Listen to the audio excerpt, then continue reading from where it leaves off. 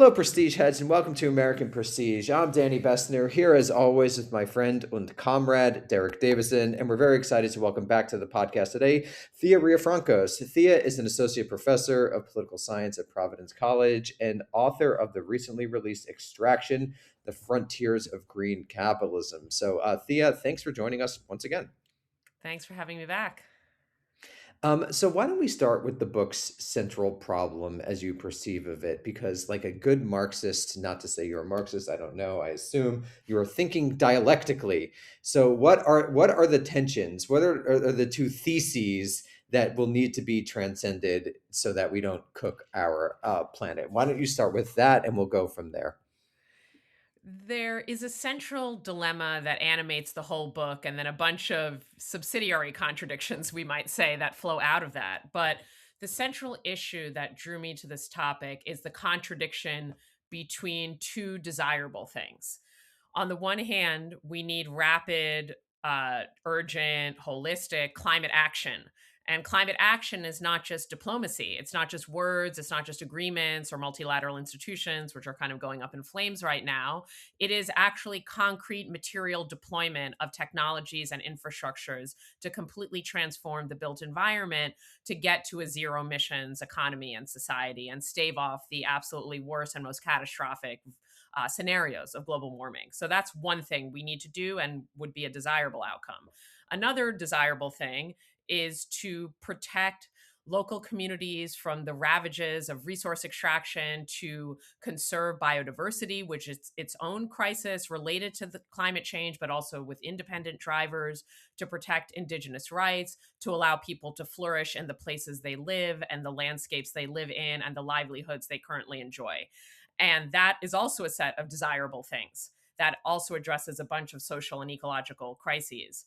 But the problem is those two desirable things are in tension, or at least insofar as the build out for the renewable energy transition involves new forms of extraction that are threatening the landscapes, livelihoods, cultures, and surrounding biodiversity of frontline communities around the world. So that's really succinct and really quite fascinating, and probably the central dilemma for people on the left going forward. Before we continue into the book, though, I am curious about what do you think about these issues of, um, I guess the question that has been confronting the left is this issue of degrowth versus not, and that is a bit orthogonal. But I do think it's important maybe to lay out the stakes of that debate. To be honest, I don't really have much of an opinion on it. To me, as just a layperson observing it, it seems like difficult to be able to consume at the same level that has defined particularly American life. What is it, 20 or 25% of the world's energy, an enormous amount of plastic.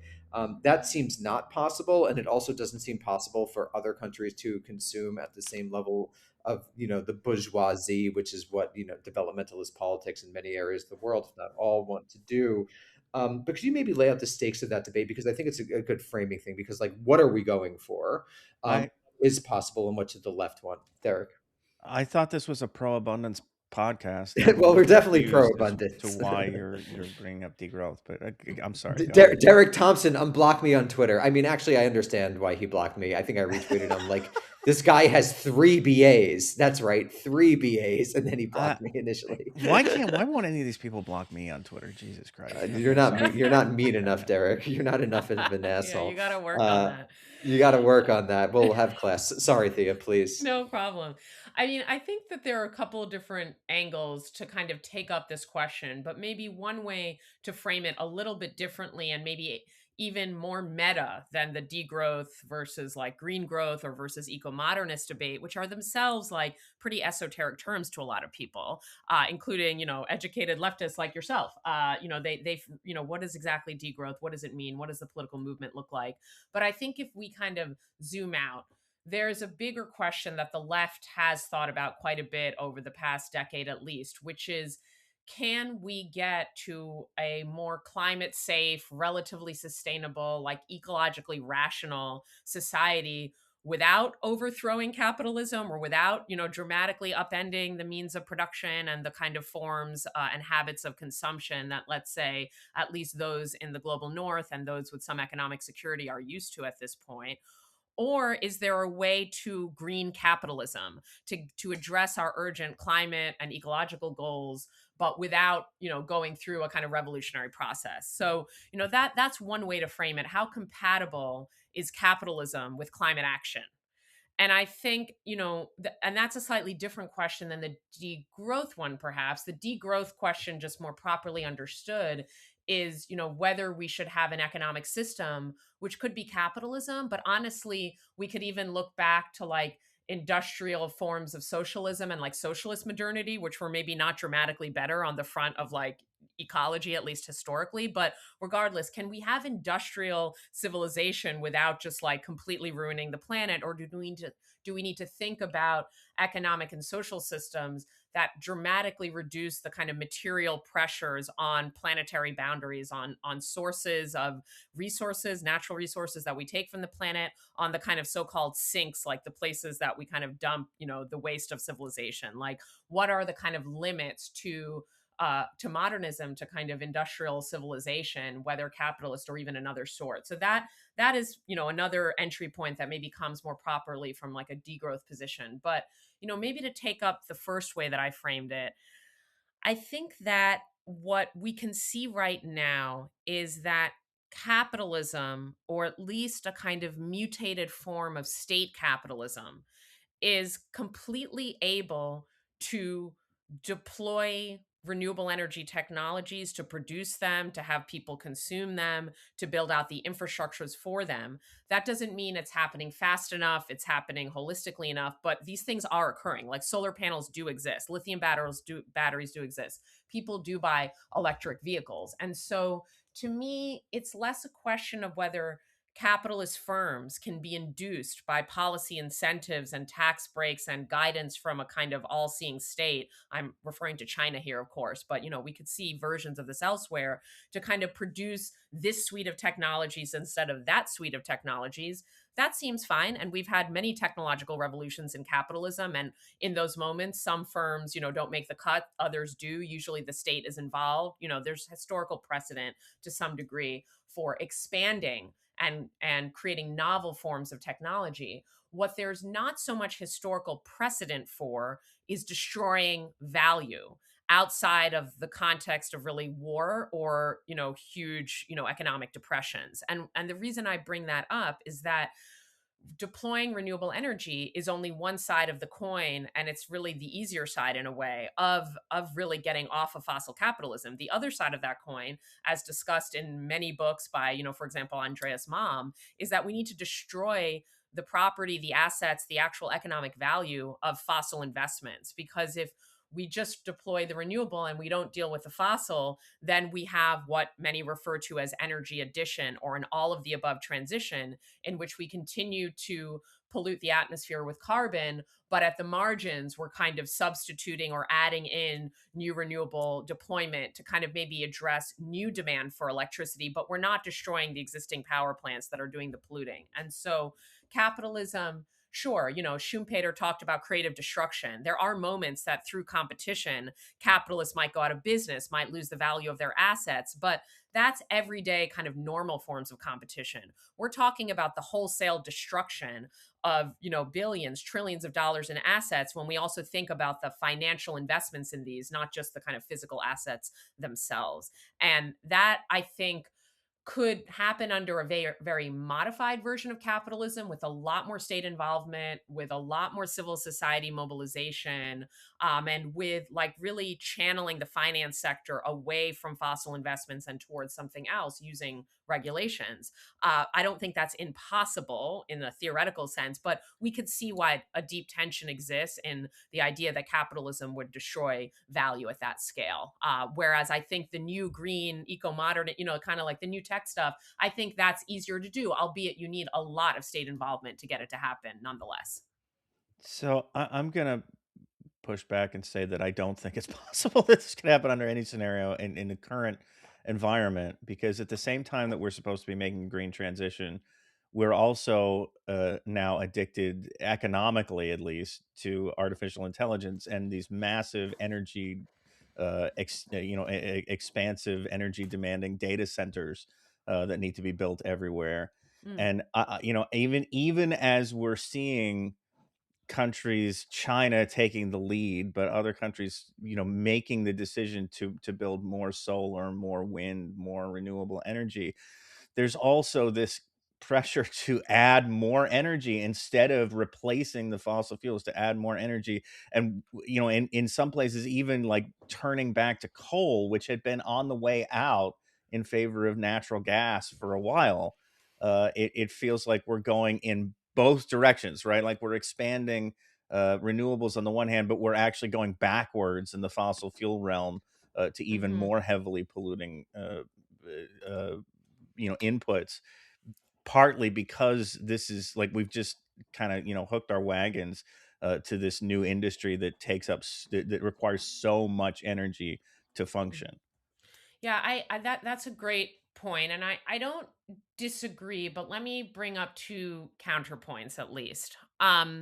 Which are none of which are to justify AI as an industry. So I just want to make that caveat clear, but it's just to address your central question, Derek, which is it possible to expand the energy system to serve this new demand without like then, increasing emissions, by the same count, right? Can we actually square that circle? And maybe I'll point to China, which is also undergoing a sort of AI boom. It looks different than the US based one, and the kind of specifics of how that sector operates in China are distinct. And yet there's a lot of AI, there's a lot of automation, there's a lot of robotics in China. So, we can take China as an example. And the reason I bring in China is because China has proven in the past year, in a kind of, I would say it's a kind of world historic development, that you can expand the energy sector to meet new demand, whether it's demand from households, your population just grow, and population growth, whether it's demands from new industries, whether it's AI, whatever it is, that you can expand your energy sector without concomitantly expanding emissions. And in fact, China has flatlined its carbon emissions from its electricity sector. And I just want to underscore that there's no parallel to that in world history. There's no parallel in world history insofar as we've used fossil fuels since, the mid 19th century, where we see a dramatic increase, just the level of new households, new industrial plants that are getting new energy, while we've not increased carbon emissions at all. We've held them steady in China because increasingly the new energy being provided is renewable. And so, that shows that it is at least technically feasible with the right policy mix, with a certain configuration of political economy, with the right level of capital discipline, with state involvement even at the ownership level, to expand energy provision without, increasing carbon emissions. So you kind of decoupled, let's say, not everything, but you've decoupled the electricity mix from carbon to some degree, relative decoupling, to be super annoyingly precise about it. And so, that is possible, but of course, then lots of questions are raised by what I just said. How can other states that don't have the exact political economic configuration of the Chinese Communist Party, of this certain version of state capitalism, of the tremendous like mobilization of social resources and, just industrial mobilization that the Chinese, whole society represents, how can that be replicated elsewhere? I mean, that's tough, but it's good to establish things as technically feasible, because then we know the problem isn't in technical feasibility, it's in lobbying interests, it's in capitalist relations of production, it's in geopolitics, it's in culture. Those things are no easier or harder to change than technical feasibility, but I think it helps when we can say the technical stuff, is solved. What we need to turn our attention to are power relations of all sorts. Now, let me bring in my second caveat, which is that, alongside this very concerning development of the AI race, and it's concerning for a whole host of reasons, but very much including climate, energy use, water use, land use, and things very germane to our topics today. Alongside that, there's a whole other development that your podcast has been super immersed in for over a month now, which is this horrific, illegal, brutal war in Iran and Lebanon. And the reason I bring that up is because, according to all the experts, but also just common sense or any newsreader, while yes, we're going to see some temporary uptick in like coal usage, maybe some plants that were kind of idled or not at full capacity are now being, kind of realized at their full capacity, we don't really see a lot of building of new coal plants, which would anyway take too long to serve the immediate issues. What we see more is a fuller utilization of existing coal plants, but that's concerning. Coal is very dirty in terms of local air pollution as well. But that said, the longer trajectory that the fossil fuel executives themselves are getting freaked out about, the longer trajectory is that this war in all its brutality, and I don't want to find silver linings, but the clear thing is that it's going to make renewable energy look like the right geopolitical decision, look like the right industrial strategy decision, not and we're at a point that is a little bit contradictory from a climate perspective, which is that more and more capitalist actors themselves, governments, civil society actors, households are going to opt for renewable simply out of quote energy security and simply out of a desire to like eke out what's possible for economic development without being subject to the volatilities of the fossil fuel economy and its attendant geopolitics. And so we are seeing the line move in the right direction in terms of more and more renewable uptake. Even in the past few weeks, there's like kind of very fascinating data points about sales of EVs, solar panels, et cetera, around the world. The issue, though, remains that fossil capitalism still needs to be frontally addressed. And I think that while we're seeing some fascinating developments where almost fossil capitalism is self-immolating, what I mean is we see the physical destruction of gas fields, of pipelines, of oil fields in the Gulf in this, retaliatory back and forth between the U.S., Iran, Israel, Lebanon, et cetera, all the parties involved. I don't want to celebrate that. That's people losing their livelihoods and being exposed to toxic chemical pollution as this stuff is destroyed.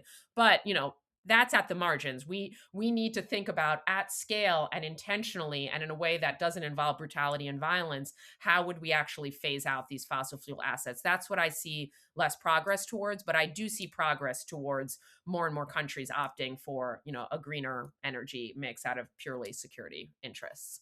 Okay, Thea, let's dive into the book. This is the second time we've had you on, and we should probably talk about the book at some point. And why don't we We'll talk get about there eventually. eventually, yeah, and 5 episodes later.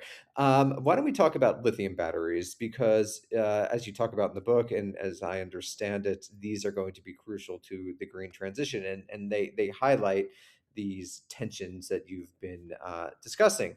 So, might even be interesting to talk a little bit about start with the history, and then we could go from there.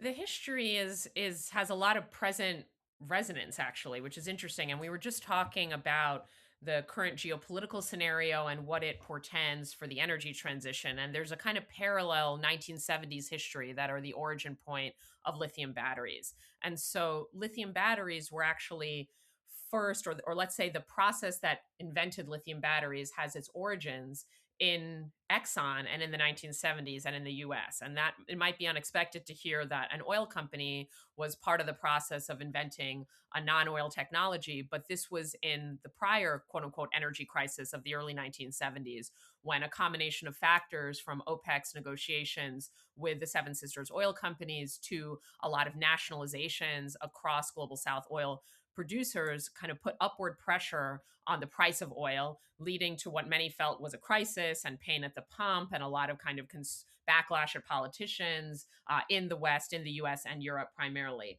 And so, in this kind of moment, oil companies were thinking, okay, what is the future? We see people maybe like opting out of oil technologies. There's also was this recurrent concern about peak oil, because this is, of course, before the fracking revolution, when we thought there was a kind of like known quantity of oil that we could access under, the technologies that existed. That ended up being incorrect. But regardless, there was a lot happening, including, The books old written. heads out there in the Yeah. audience will remember peak oil because that was a Yes. big thing, yeah, a Totally. while Well, we back. had a peak oil like moment in our lifetimes on this, old millennial podcast or whatever, which is like, I remember sometime in the early 2000s, but there had been recurrent, every 20 years, there was sort of a peak oil freak out, Right, well, from the Derek's 1950s actually onward. silent generation, but yeah, Okay, you Oh, and okay, I oh, are. I'm I'm with you sorry. now. How ageist. Anyway, so okay, so we were in this moment, and just let's go back to the 70s in a couple of other ways. We had the first Earth Day. We also have this concern, including among capitalists, about the so-called limits to growth. We have these concerns that end up being unfounded about the quote population bomb and mass famine. So it was a moment that, again, has a lot of echoes with our own around geopolitics, concerns about resource scarcity, and an energy crisis. And so in that moment, Exxon, particularly, having some foresight, seeing the writing on the wall, is like, let's start developing some non oil technologies so that we can kind of branch out into these new advanced energy sectors that are kind of around the corner. And so, in their labs in New Jersey, some scientists start working on this lithium battery. There had been previous battery technologies, but not a lithium battery. And then, then there's a longer story of how the battery ultimately gets developed that involves other collaborators from the UK, from Japan, and not to tell the entire story, but it's kind of interesting where it lands. The first lithium battery in its current kind of form was used for the Sony camcorder, I think in 1990 or 1991. That little camcorder that some of us may remember, from childhood birthday parties. That was the first use of this new system of mobile energy storage. And what's remarkable about the lithium battery and what made it adept for that purpose is it's chargeable and rechargeable, and it can do that cycle many, many, many, many times before, it kind of reaches the end of its lifespan. It's very energy dense. It's lightweight for the amount of energy that it provides. And when we go to electric mobility, it's also very power dense. It can quickly ramp up and get you that power to acceleration. And despite there being other battery technologies out there or on the horizon, like the lithium battery remains pretty hegemonic for these reasons. And so, maybe just to say a couple of other words about it, we can discuss this in more detail if we want, but suffice to say that China was really critical to the mass deployment of the lithium battery. And that might seem obvious today. China has 85% of lithium battery manufacturing capacity, so it's clearly dominant now. But not everyone knows that this has been like decades in the making. So it was earlier in the 2000s that the CCP for the first time declared electric vehicles as part of their 5-year plan.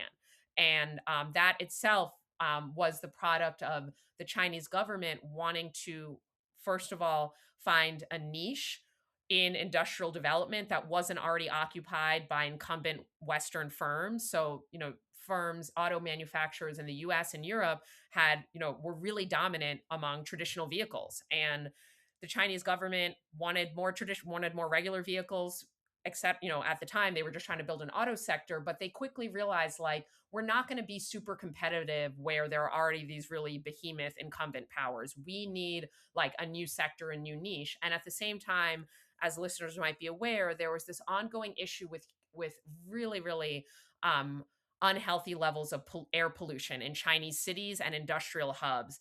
And people often misunderstand authoritarian regimes as like not caring about social consent. That's absolutely untrue. Now, an authoritarian regime that lasts 6 months obviously didn't put a lot of effort into consent. An authoritarian regime that lasts for many, many, many decades has obviously figured something out in a combination of preempting and subduing dissent, but also meeting popular and social needs for certain basic goods and services. This is And the one of Ludwig von Mises point about how every society is democratic. Because if it wasn't democratic, then it would be overthrown. So he argues an omnipotent government. Yeah.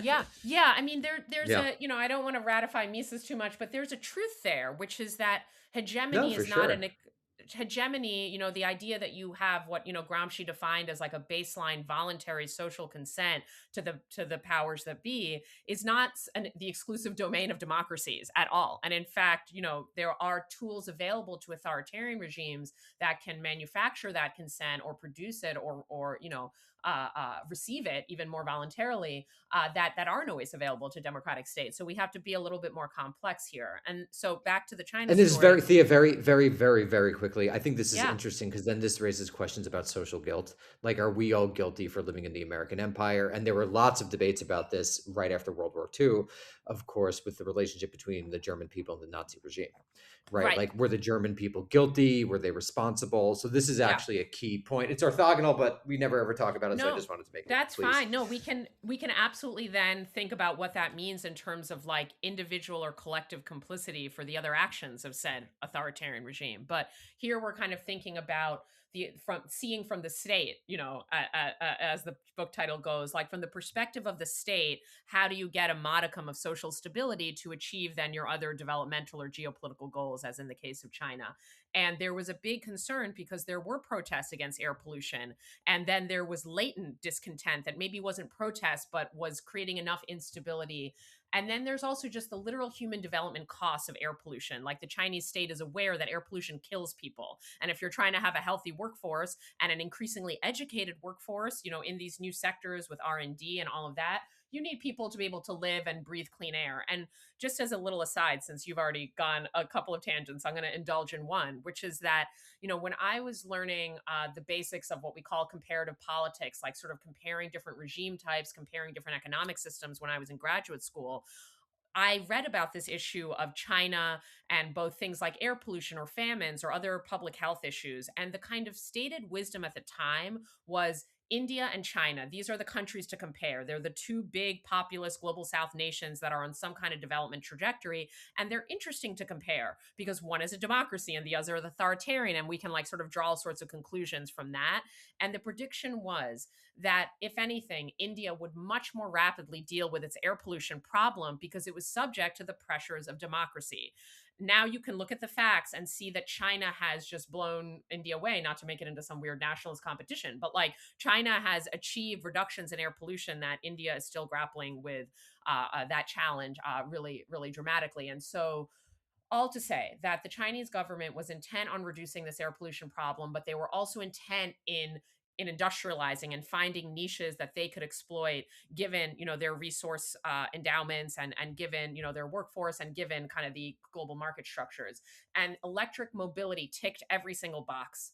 It was a way to compete with more strength in the auto sector because incumbent Western firms were like super delayed in getting good EV models out. It was a way to address this pollution problem by replacing, now you go to a Chinese city, so I've heard, I haven't been, and they're all quiet because everything is an EV. And like that also means no air pollution from at least the transportation sector.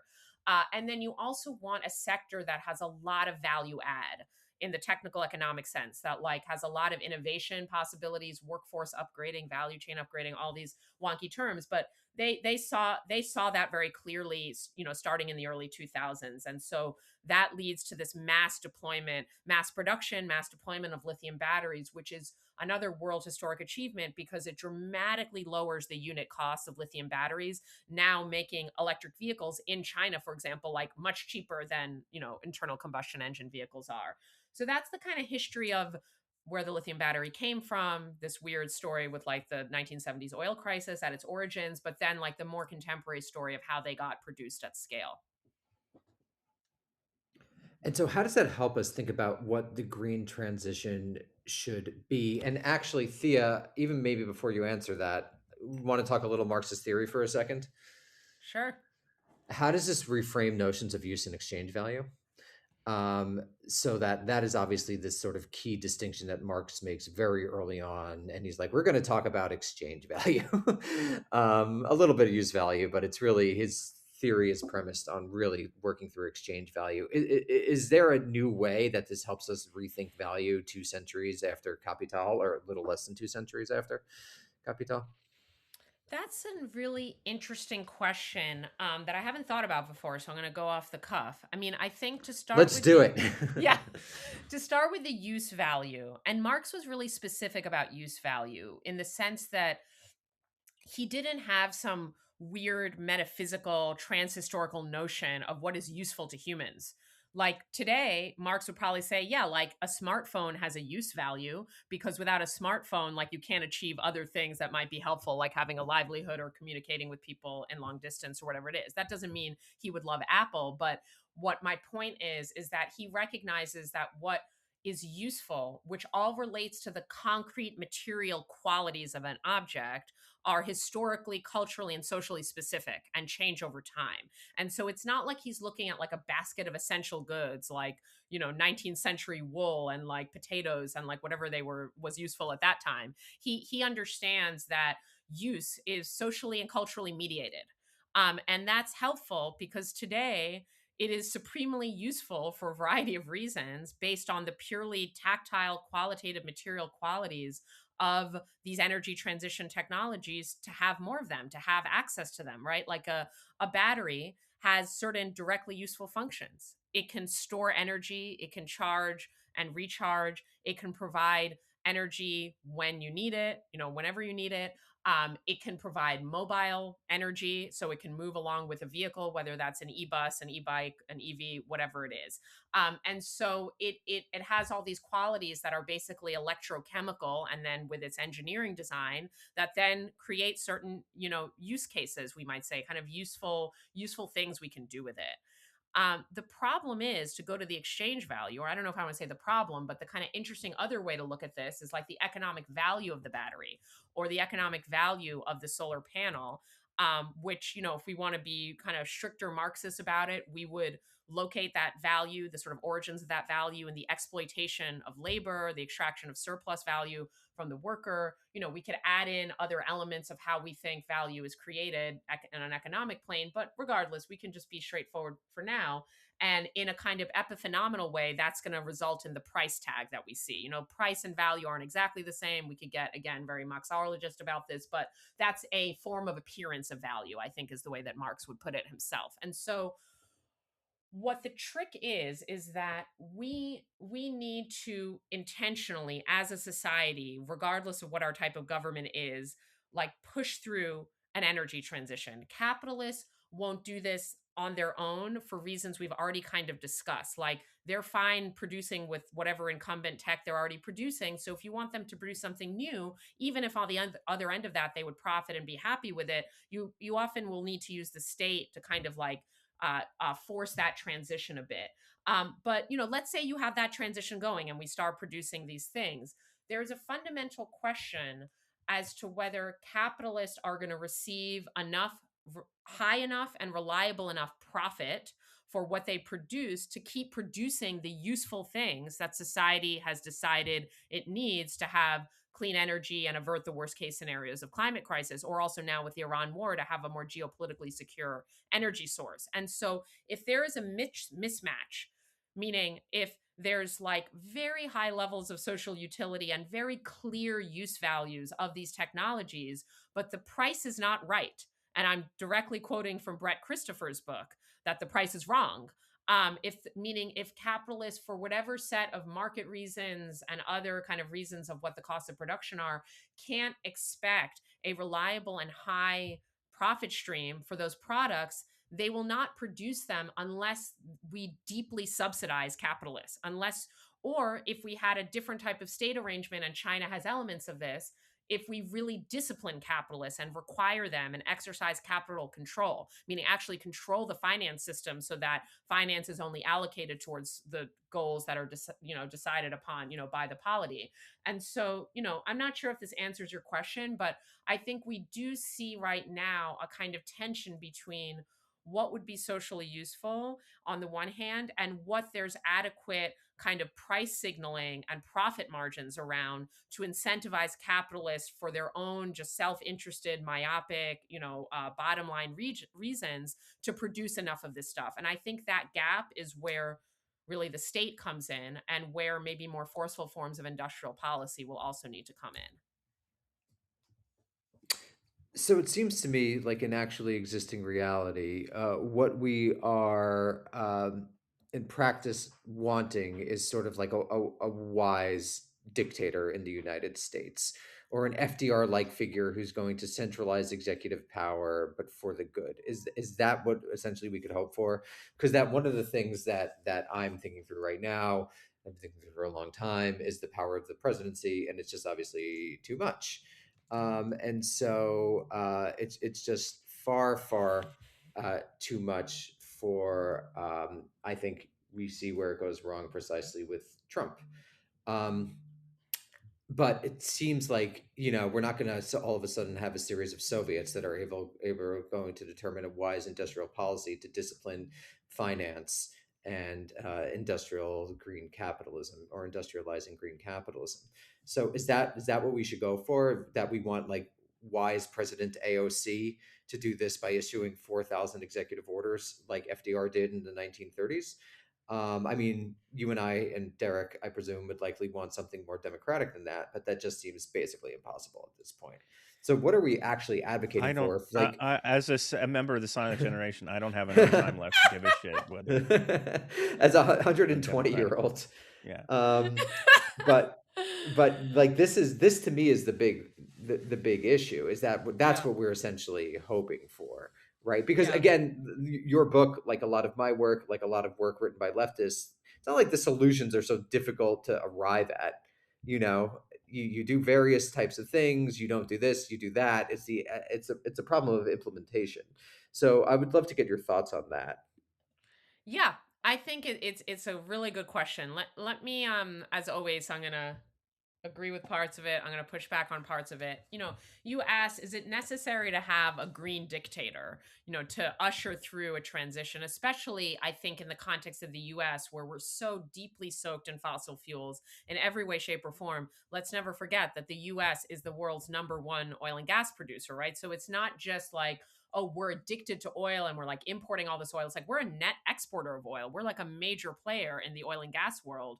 And now we have countries like begging for more of our LNG because of what's happening in the Gulf. And so there's a real deep political economy behind this. We don't necessarily need to call the US a petrostate. The usual definition of that is states that rely much more fiscally on the kind of oil income, which we don't as much. But in many other ways, we're a kind of novel type of petrostate, I would say. And so this isn't just about like the idiosyncrasies of American car loving culture. It's about huge American firms, their lobbying relationships to the American government, and a geopolitical position that is protected. I mean, what I've been actually saying, I've said this in my head. Maybe this is my first time saying it out loud. Is that like the U.S. oil and gas sector is our Iron Dome?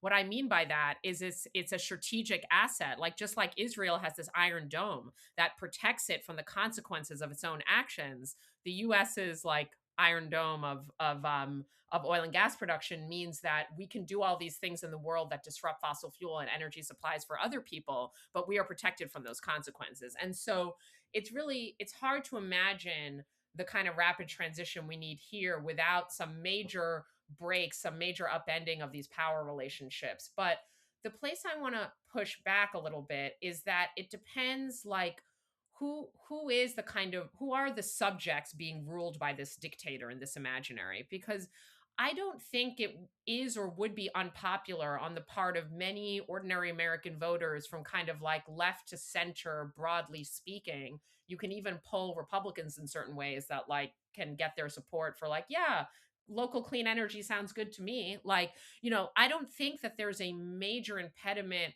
at least for some of the easier aspects of the energy transition. Easier, I mean, like just transforming our energy system from more fossil to more renewable. Easy because it's technically available to us and we've already started to do it in certain ways. In fact, I think for the past year or so, most of our new electricity growth in the US was covered by solar and battery. So, like, it's already even happening, even if chaotic and, not holistic enough, and not at the level that we need.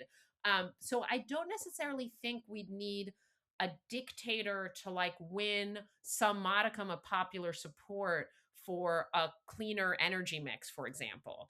I think where it gets tricky is how do you deal with the capitalists? And maybe most importantly, how do you deal with the finance sector and the asset manager sector and the private equity sector that is increasingly owning our energy infrastructure and other, public, what should be public kind of social infrastructure. And I think there, it's hard for me to imagine uh it's hard for me to imagine getting anywhere close to where we need to be without things that rely on executive actions or court orders or regulations that don't involve like consulting with industry but kind of to some extent telling them what to do.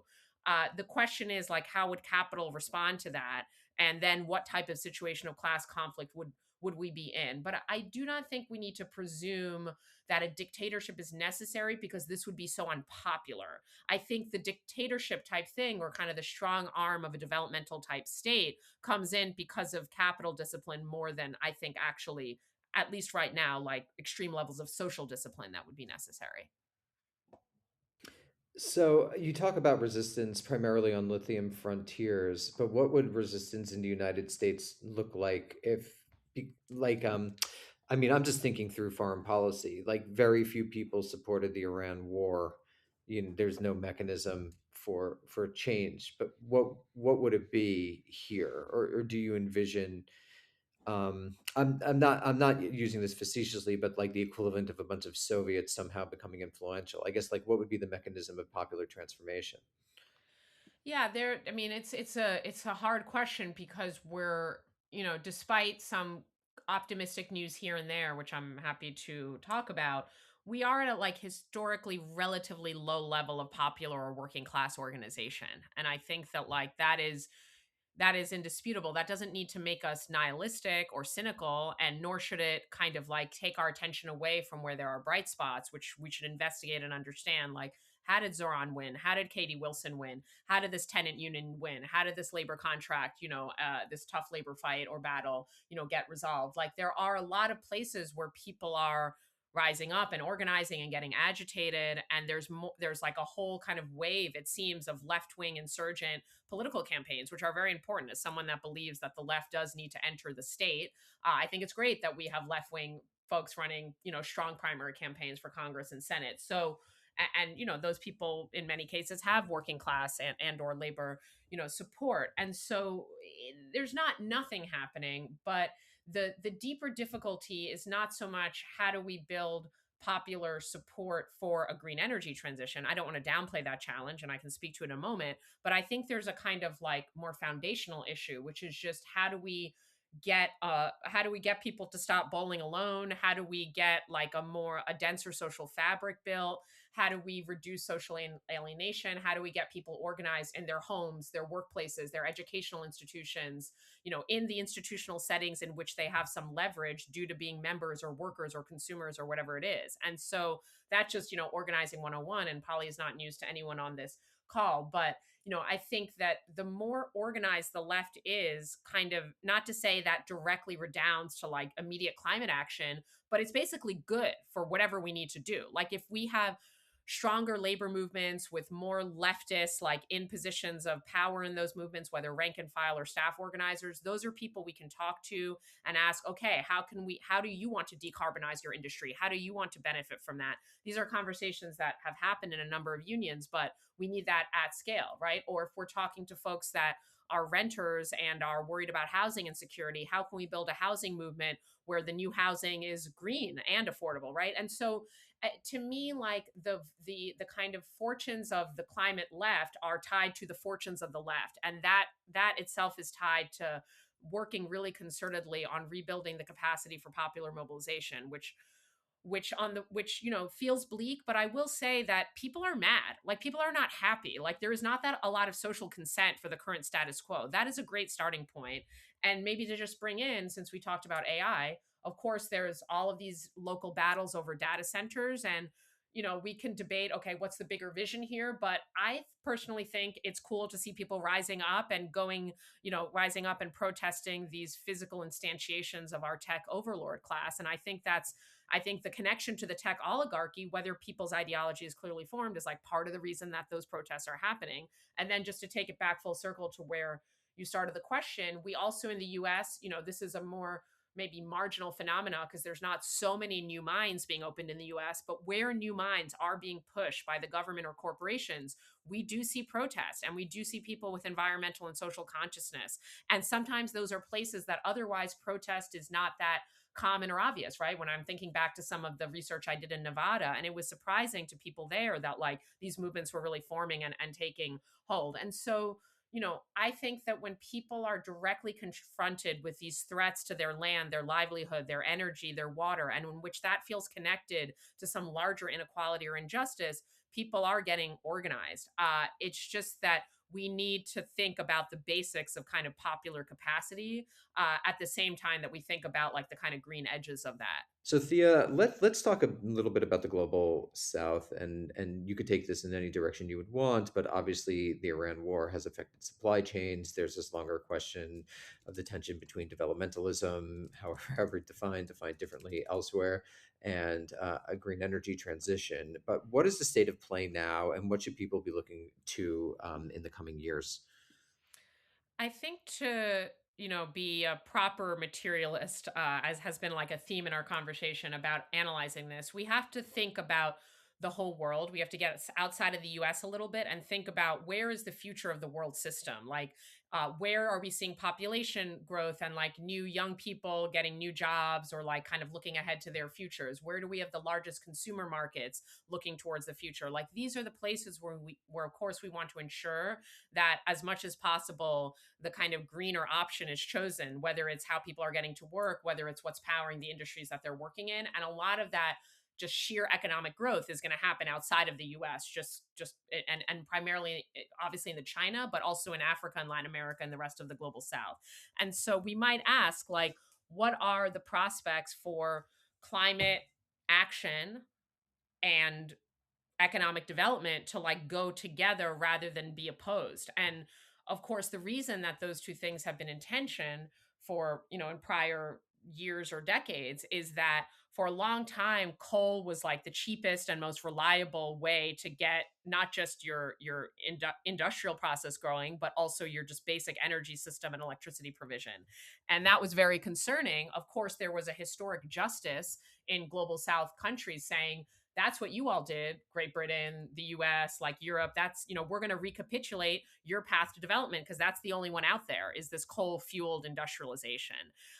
And while that had a point of historic justice and fairness, it was extremely concerning from a climate perspective and also just from local deaths from air pollution perspective. And we're at a really different point in this equation now, without again ignoring the remaining many tensions between development and climate action, just on the front of the physical infrastructures and technologies of an energy transition. Now, in some cases, the per unit cost is cheaper than the fossil fuel equivalent. And that's in large part thanks to the kind of level and economy of scale of Chinese production.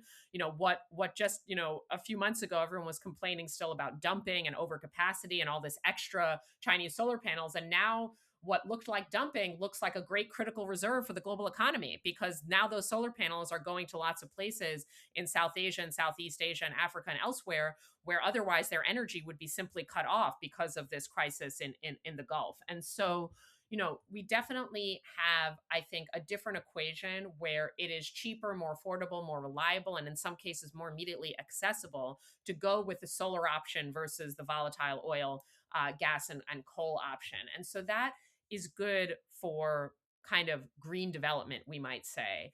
But the other way to think about this is that it's not just about global South states consuming this stuff, as important as that is. If we believe, which we may or may not, and we could debate, that industrialization within your own country, like endogenous industrial development, is important to other forms of social, human, and economic development, then we might say it's simply not enough for a country in Africa, the Middle East, South Asia, et cetera, to like import these solar panels. They should be making them themselves. And that's where things get a little bit trickier. And I talk about this quite a bit in the book in terms of like what options are available to global South countries to undergo their own processes of green industrial policy or green industrialization. And there are some success stories in some senses. I would probably single out Indonesia. It's not a place I explore in firsthand in the book, but I reference it and have read very deeply because it's a quite interesting case where over the past 12 years, they've banned their nickel exports. Nickel is another key ingredient in lithium batteries, and they banned the exports of the raw material, which they control the majority of the world's supply of, in order to require firms to do downstream investments in refining, processing, battery plants, etc. And this is a way that you can leverage your raw material assets for more sophisticated forms of development. Now, there are two caveats here that are worth mentioning because they show what the tensions and difficulties are in other places. One is that this has come at obscene and really intense environmental and social cost in Indonesia. So I don't want to ignore that. We are talking about the destruction of tropical and semi-tropical rainforests in order to do nickel mining. The deforestation of that sort is the second cause of climate change after fossil fuel combustion. and in addition destroys local biodiversity. In addition, all the refining and processing is all powered by captive coal plants. So we're then contributing to the climate issue, right? So there are a lot of ecological contradictions of the battery industry in Indonesia.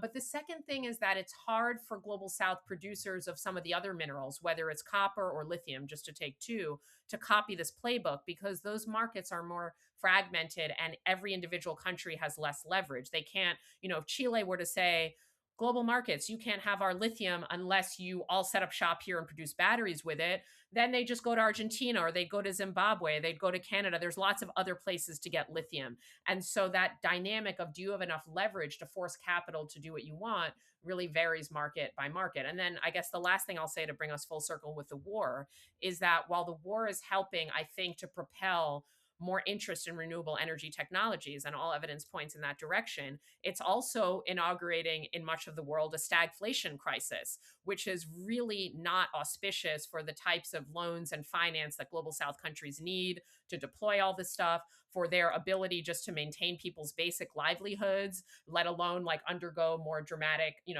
energy transitions. And so I think that if the financing was there, this would sort of be a perfect movement forward towards green energy. But the global south states, a lot of them, especially in South and Southeast Asia, are going to be in economic recessions, and without redistributive help and financial help from the outside, I think we're going to kind of stall some of this progress, and then we'll see kind of how it picks back up in the years to come. I think the local environmental point is really important, right? Because the market, like the way things work now, is you send us your minerals and we'll send you back a solar panel. Like it's not Chinese rivers or American rivers or whoever's producing these things. It's not Hmm. their rivers that are going to get polluted by lithium mining or nickel mining or whatever process is being done. It's those local countries that you want to adopt this technology in a major way that are going to feel the environmental Yes. brunt of it. And unless you figure out some way to get or unless you manage to get production into those countries controlled by people who have some vested interest in preserving the local environment, and maybe a populist reason for not wanting to piss people off by poisoning their drinking water. It feels like that's just going to be a continued problem. Yeah, I want to say something about that if that's okay. I don't know. I know we were like Yeah. concluding, but let me throw in something. I think you're right, but dot dot dot. Sorry, I feel like that's literally the way I answer every question, but here we go. It's not the case that communities in China and the US et al. Don't feel the brunt of lithium mining. I mean, one of the chapters of my book is about this whole onshoring and reshoring process. So actually we're seeing mutating a kind of mutation in extractive sectors where to some extent global north countries and other places like China that are major producers of this technology want domestic mining as much as possible, which means that it is to some extent communities in the US or in Europe. There's a number of projects that are being proposed from France to Serbia to Portugal to Germany at different stages for more localized lithium production there. And then in China, China's the fourth largest lithium producer domestically, and then it's also the number one lithium importer. So China is working all ends of this equation in terms of producing its own lithium for its own supply chains and importing because its own supplies are insufficient. And so I think that the picture will get increasingly complex around who is subjected to environmental harm and what the kind of contours of the extractive map are. However, the central point still holds because even if we have more mining in the US and Europe, which is nowhere near displacing the amount of mining in Africa, Latin America, Indonesia, et cetera, right? So we're still going to have imports. We're still going to have all the global south mining. But let's say we have more mining closer to home. And so US communities are among those frontline groups like bearing the brunt of this. Does that change your basic point? No. Because the thing about the inequality between core and periphery, to use those like dependency theory ideas about like the places where raw materials come from and then the places where the industrialization, the profit and the benefit concentrate, that kind of two-sided coin of the global economy, that's a multi-scalar thing. we have peripheries in the US. We have hinterlands or kind of resource extractive zones within the US. You can go to Cancer Alley in Louisiana. You can go to the Gulf of Mexico. You can go, to the Dakotas and fracking. I mean, you can go all over the US and find places. Again, we are the number one ONG producer where, especially for fossil capitalism, there are a lot of frontline communities. And now we have this growing mining sector on top of that. We have a reopened rare earth mine in California. We have the lithium mine under construction in Nevada. We have a bunch of mines that were just fast tracked by the Trump government. So, but the thing is, those communities, right, are exactly as you said in the global south. They're not exactly, I don't want to over exaggerate. They're not as poor, they're not as subject to violence, etc. But they are receiving the environmental harms without always getting the immediate, social, environmental, and climate benefits of those technologies. And so I think that inequality of core and periphery is multi-scalar, it's at sort of every level, and it's going to be increasingly closer to home and harder to ignore. It's not an exotic over there problem. With geopolitics and state capitalism and onshoring, lots of societies on earth are going to confront this extractive dilemma. So I think that's a good place to leave it. Sure. Thea, thank you so much again for coming on the program. And I feel like we did actually talk about your book this time, which is a positive. The book is Extraction: The Frontiers of Green Capitalism. We really love having you on. So anytime you want to come back, we look forward to it. I'd be happy to come back, argue a little more, hear more about Marx and Mises and Keynes and whoever else Danny wants to bring up at me, and the green dictator AOC of our future. It's all interesting to me. Inshallah. All right. Indeed.